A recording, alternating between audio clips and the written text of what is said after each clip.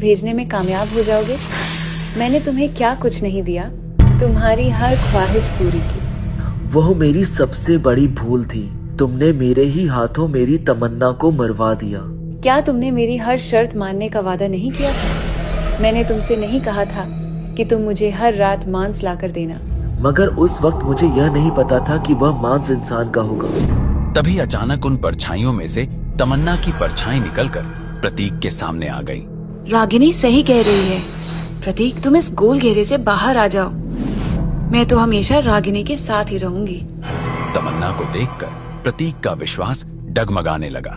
वह गोल घेरे से उठने ही वाला था कि अघोरनाथ चीख कर बोला, अपनी जगह से हिलना भी मत प्रतीक। वो तुम्हारी तमन्ना नहीं है, वो तमन्ना की काली परछाई है। तमन्ना तो कब की मर चुकी है। तभी अचानक यक्षिणी बुरी तरह से चीखी।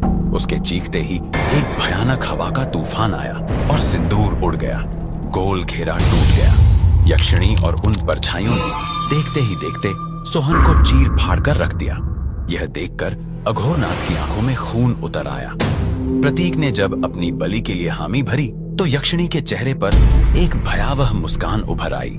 अघोरनाथ ने अंतिम मंत्र पढ़ना शुरू किया और अचानक हवाओं का शोर तेज हो गया। आसमान में बिजली कड़कने लगी और चारों ओर अजीब सी परछाइयां मंडराने लगी। प्रतीक की आंखों में अपने जीवन की आखिरी झलकें दिखाई दे रही थी। तमन्ना की हंसी, उसका प्यार और वह शांत जीवन जिसका उसने कभी सपना देखा था। तभी एक तेज चीख गूंज उठी। तमन्ना की आत्मा वहां प्रकट हुई, शांत और दिव्य रूप में। उसने यक्षिणी की ओर देखा और कहा, तुमने मेरे प्रेम को तोड़ा, लेकिन प्रेम कभी खत्म नहीं होता। तमन्ना ने अपने हाथ उठाए और उसके चारों ओर एक उज्जवल प्रकाश फैल गया। उस प्रकाश ने यक्षिणी को जकड़ लिया। यक्षिणी चीखते हुए छटपटाने लगी। उसने भागने की कोशिश की, लेकिन तमन्ना की शक्ति अब प्रेम, त्याग और बलिदान से भरी थी। अघोरनाथ यह सब देख स्तब्ध रह गया। उसके सारे मंत्र विफल हो गए थे।